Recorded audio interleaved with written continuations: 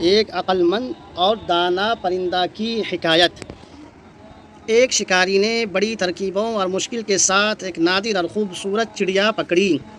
جب وہ چڑیا جال میں پھنس گئی اور آزاد ہونے کی کوئی صورت نہ پائی، تب چڑیا شکاری سے کہنے لگی، اے عقل مند انسان، تو مجھ جیسی ننھی سی چڑیا کو مار کر یا پکڑ کر کیا کرے گا؟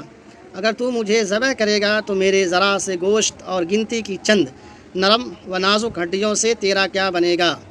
مجھے فروخت کر کے بھلا تجھے کتنا مال ملے گا؟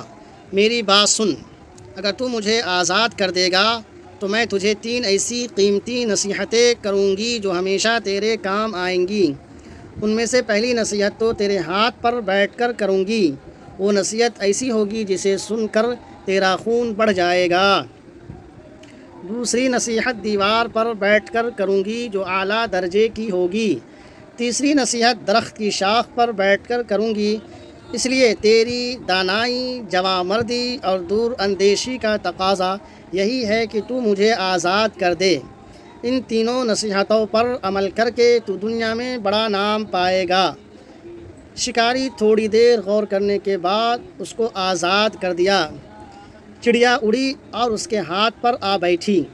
پہلی نصیحت یہ ہے کہ ناممکن بات خواہ کیسا ہی شخص کہے اس پر یقین نہ کر۔ یہ کہہ کر چڑیا پھر سے اڑی اور دیوار پر جا بیٹھی۔ اس نے دوسری نصیحت یہ کی کہ گزری ہوئی بات کا غم نہ کر۔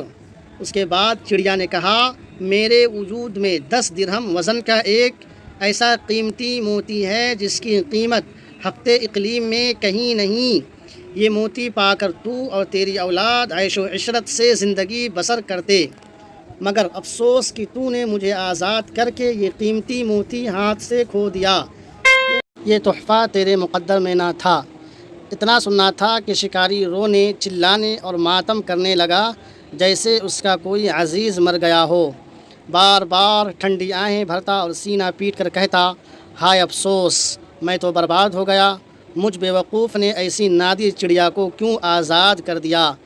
ننھی سی جان نے مجھے ہتھیلی میں جنت کی جھلک دکھلا کر لوٹ لیا۔ شکاری جب رو دھو چکا تب چڑیا نے کہا، اے بیوقوف، میں نے پہلے ہی تجھے نصیحت کر دی تھی کہ گزری ہوئی بات کا غم نہیں کرنا چاہیے۔ جب یہ بات ہو گئی تو کفِ افسوس ملنا کس کام کا؟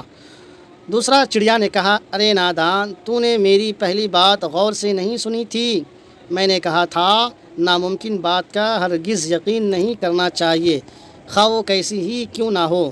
ذرا سوچ تو صحیح، مجھ ننھی سی جان کا پورا وجود 3 درہم وزن سے زیادہ نہیں، بھلا 10 درہم وزن کا موتی میرے وجود میں کہاں سے آ گیا؟ یہ بات سن کر شکاری رونا دھونا بھول گیا، حیرت سے چڑیا کو تکنے لگا اور کہنے لگا، بے شک تو ٹھیک کہتی ہے۔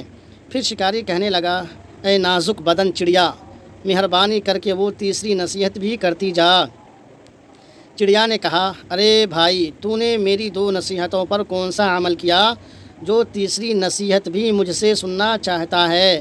وہ قیمتی نصیحت تجھ جیسے بے مغز انسان کے لیے نہیں ہے۔ نتیجہ یہ نکلا کہ جاہلوں اور بیوقوفوں کو سمجھانا ایسا ہی ہے جیسا کہ بنجر زمین پر بیج ڈالنا۔ اگر یہ ویڈیو آپ کو اچھا لگے تو دوستوں میں شیئر کیجئے، اور اس طرح کے مزید ویڈیو دیکھنے کے لیے پیج فالو کر لیجئے، اور یوٹیوب پر دیکھ رہے ہیں تو چینل کو سبسکرائب کر لیجئے۔ اللہ حافظ، فی امان اللہ۔